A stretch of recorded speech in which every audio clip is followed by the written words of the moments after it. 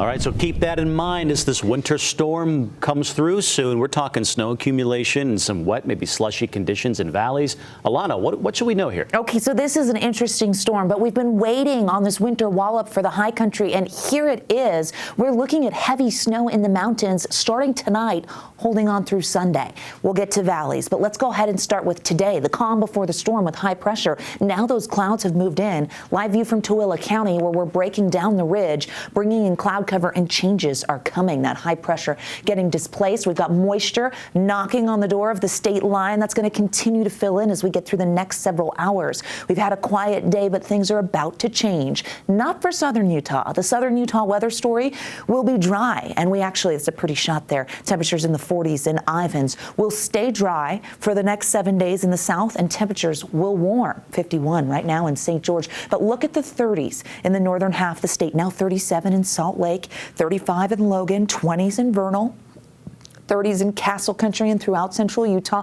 These numbers matter because we've got cold air in place as this storm kicks off, meaning that if cold air holds for the overnight, we could start this event even in valleys as snow. Let's look at our 6-hour temperatures by ABC4 News at 10, mostly cloudy skies and 34. Well, that's important because that's going to dictate precipitation type in our valleys. Could this be the storm where the Salt Lake Valley gets its first measurable snow?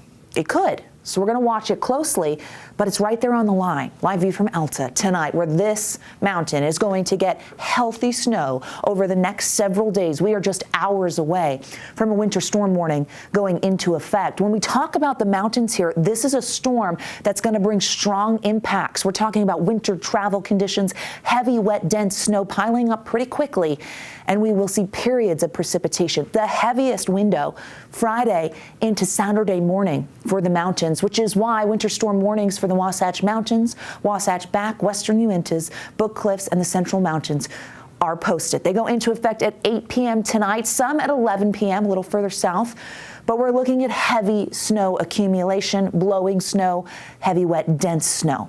Live view from Logan tonight, Old Main, this area underneath a winter weather advisory. So some of our valleys will hold on to colder air. That includes Cache Valley, eastern Box Elder County, and then southwestern Wyoming, as well as the Bear River Valley.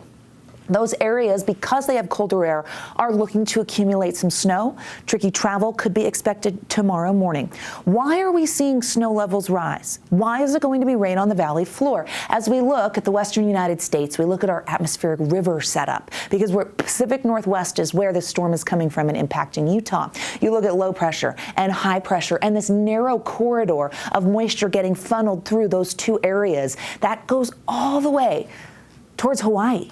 Okay, that is tropical moisture. This is an atmospheric river, friends, and that moisture moves into the Pacific Northwest, and we drag some of it into Utah with healthy precip totals expected.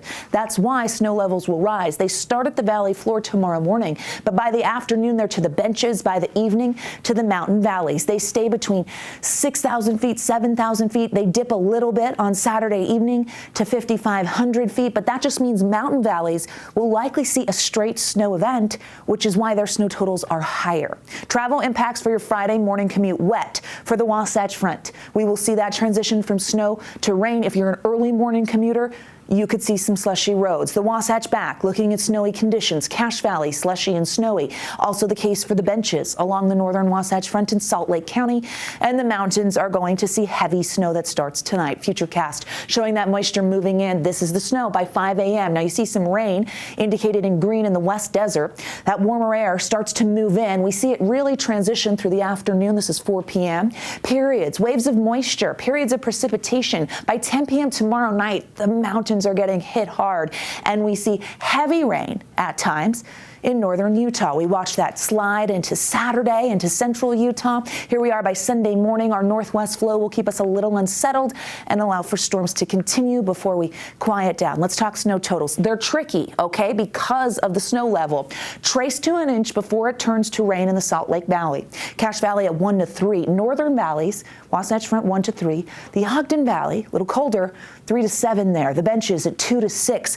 Mountain valleys, this is the Wasatch Back, 8 to 14 for Park City. Heber's going to be on the lower end of this, 2 to 6, mainly for Heber. Northern Mountains, 1 to 2 feet. Cottonwoods, 1 to 3 feet. Locally higher amounts, 1 to 2 for the Western Uintas. Bear River Range, 1 to 3. Central Mountains at 8 to 18, and southwestern Wyoming at 2 to 5. So we'll be measuring the mountain snow in northern Utah in feet when all is said and done by Sunday morning. 30s and 40s for those temperatures tomorrow, with temperatures climbing over the next several days. 30s and 40s on the eastern side of the state, 53 in St. George, where we notice those temperatures climb into the 60s with dry conditions for the next 7 days in southern Utah. Here's the Wasatch Front. Starts as snow, switches to rain. Straight rain on Saturday, and that's going to be soggy. We do see a few showers maybe lingering into Sunday. See how those temperatures steadily rise. Maybe perhaps another quick clip Wednesday into Thursday, but the mountains have been waiting on this storm, and it is all starting tonight.